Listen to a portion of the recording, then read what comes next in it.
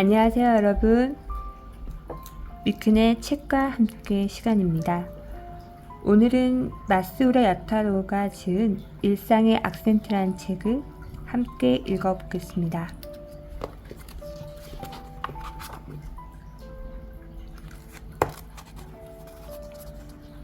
나약했던 나를 내려놓다. 강한 사람은 없다.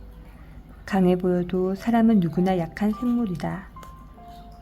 왜 이렇게 말하느냐고? 우리에게는 마음이 있다. 마음속에서 불안과 외로움이 사라지는 일은 없다. 그러니 불안과 외로움을 사랑해보면 어떨까? 그렇게 산다면 무척 멋질 것이다. 그래, 나약함을 결코 싫어해서는 안 된다. 언젠가 나는 이런 말을 노트에 적었다. 살다 보면 지치고 작은 일에 상처받고 좌절하고 스스로 어떻게 할 수 없는 일도 있다.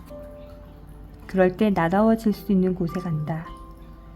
나를 리셋할 수 있는 장소, 나약해져 버린 나를 잠시 놓아줄 수 있는 장소. 내게 그 장소는 캘리포니아 버클리에 있는 한 카페였다가 뉴욕의 공원 벤치였다가 하와이 섬의 힐롯이었다가 한다. 이 중 한 군데가 내 고향인지도 모른다. 단 며칠이라도 나다운 호흡을 되돌리고 나다운 미소를 되살리기 위해 큰 마음을 먹고 떠난다. 물론 혼자서 목적 없는 여행이라고 할까? 당신에게는 그런 장소가 있는지, 자주 가는 곳이 아니더라도 그런 피난처가 몇 군데쯤은 있으면 안심이 된다. 그곳에 얽힌 추억을 떠올리는 것만으로도 마음이 즐거워진다. 혼자만의 여행에서 만남은 덤이다.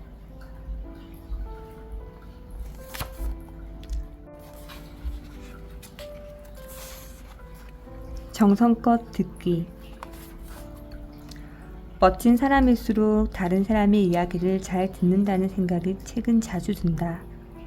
시시콜콜한 이야기든 업무 이야기든 또는 다소 어려운 의논건이어도 잘 들어주는 사람과 대화를 나누면 자연스럽게 마음이 열려 행복한 기분이 된다. 그 상태로 한없이 이야기 나누고 싶은 마음이 든다.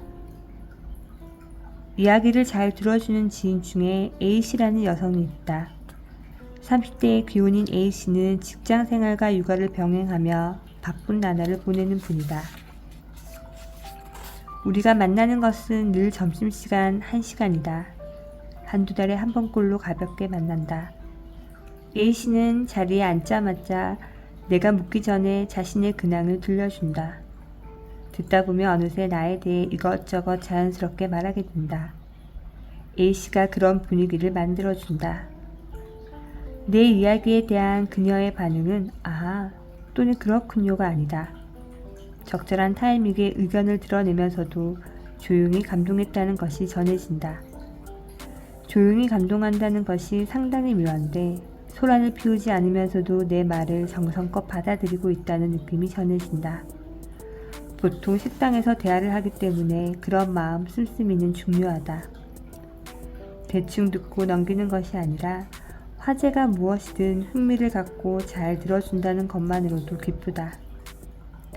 잘 듣는다는 것은 감동을 잘하는 것과 같다. 예를 들어 내가 조금 부끄러운 이야기를 하더라도 작은 부분에서 감동해주니 이런저런 이야기를 계속하게 된다. 심지어 나와 다른 의견을 말하더라도 기본적으로 긍정하는 자세로 들어주기 때문에 껄끄럽지 않고 안심이 된다. A씨와 내가 연애를 하는 사이라면 그럴 법도 하지만 우리는 그런 사이가 아니다. 그렇기 때문에 더욱 그녀의 태도가 마음에 스며든다.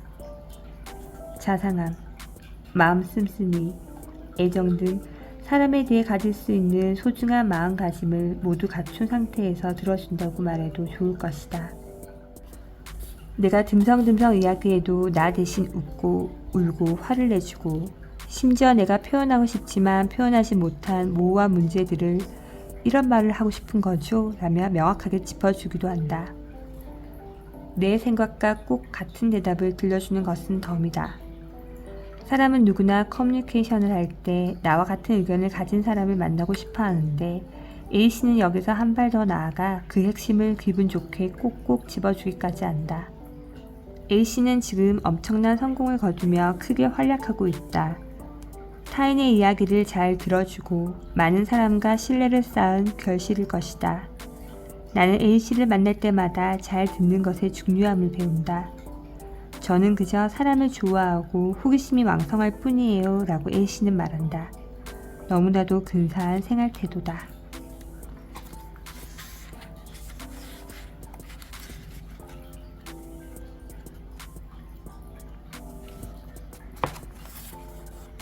곁에 있어 준다는 것.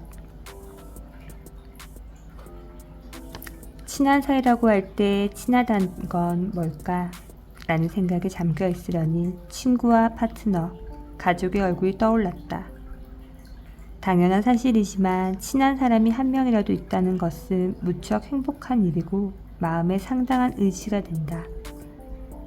나와 친한 사람들을 나는 어떻게 대하고 있는가? 어떤 식으로 사귀고 있는가 문득 생각해보니 너무 제멋대로 굴고 있다는 생각이 들었다. 염치 없다 싶은 생각에 마음의 빗을 진 기분이 들어 제멋대로인 내 행동을 억누르는 데에서 그칠 것이 아니라 상대방의 마음을 더 많이 생각해야겠다고 반성했다. 친하기 때문에 나도 모르게 응석을 부린다. 서로 응석을 부리고 같이 받아준다면 괜찮은 건가 싶기도 하지만 친하다는 것이 함께 응석 부리고 함께 무례한 말을 주고받는 것인가 생각하면 조금 다른 것 같다. 친한 사람에 대해 가질 수 있는 가장 근사한 마음가짐은 뭘까? 기쁘다는 것은 뭘까? 그때 문득 떠오른 것이 곁에 있어 준다는 말이다. 곁에 있어 준다는 것. 무슨 일이 있든 항상 곁에 있어주는 것. 친한 사이란 이렇게 곁에 있어주는 사이가 아닐까. 이를테면 일상이나 일에서 고독을 느끼거나 또는 너무나 지친 나머지 얼마나 힘든지 설명조차 할 수 없을 때 당신은 친한 사람이 어떻게 해주기를 바라는지 또는 친한 사람에게 무엇을 해주었는지 그럴 때 아무것도 묻지 않고 아무 말도 하지 않고 그저 곁에 있어주는 것이 얼마나 기쁘고 도움이 되는지. 물론 대화로 마음을 전하며 공감하는 것도 무척 중요하지만 그것이 어려울 때가 있다. 공감하기 어려울 때 또는 딱히 특별한 일이 없을 때에도 늘 곁에 있어주는 사람이 있다는 것은 얼마나 행복한 일인지 생각한다. 나는 친한 사람이 곁에 있어주는가? 누군가 곁에 있어 주기를 바란다면 우선 자신이 곁에 있는 사람을 소중히 해야 한다. 그러고 보면 이상적인 친한 관계란 서로 곁에 있어 주는 관계라고 생각하게 된다. 덧붙이면 상대방의 외로움을 느끼지 않게 하는 관계이기도 하다. 이것이야말로 가장 기쁜 일이라고 나는 지금 새삼 깨닫는다. 곁에 있어 주는 것, 상대를 외롭게 하지 않는 것이 어려운 일이 아닌 것도 알고 있다. 아무 말도 하지 않고 곁에 있어준다. 그런 관계야말로 진정한 의미의 친한 사이일 것이다. 그리고 거기에 머무르지 않고 곁에서 함께 걸을 수 있다면 얼마나 멋질까. 당신에게는 서로 곁에 있어주는 사람이 있는지, 곁에서 함께 걷는 사람이 있는지.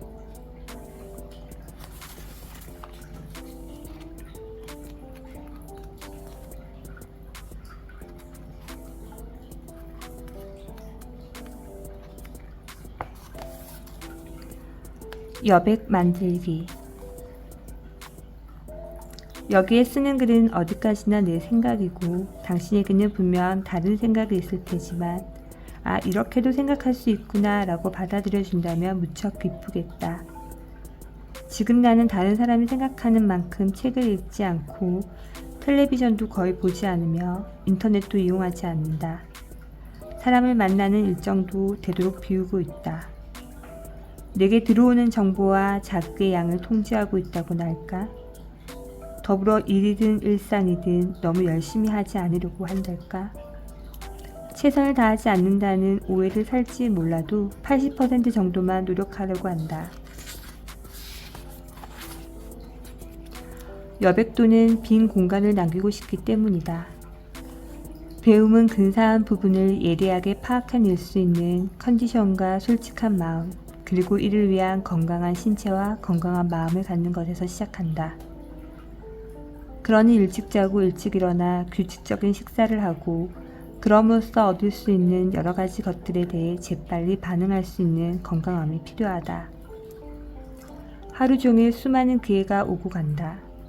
무수한 기회 가운데 이거다 싶은 기회가 찾아오는 순간 힘을 갖고 싶다.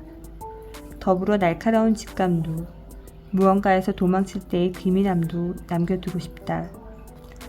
여차할 때 전력을 다해 멀어질 수 있도록. 왜냐하면 하루를 온전히 즐겁게 보내고 싶기 때문이다. 즐거움은 누구나 노력만 하면 매일 느낄 수 있다. 무엇보다 소중한 자신을 지키기 위한 노력이기도 하다. 지금까지 일상의 악센트에서 제가 여러분에게 읽어드리고 싶은 부분을 같이 읽어보았습니다. 들어주셔서 감사합니다.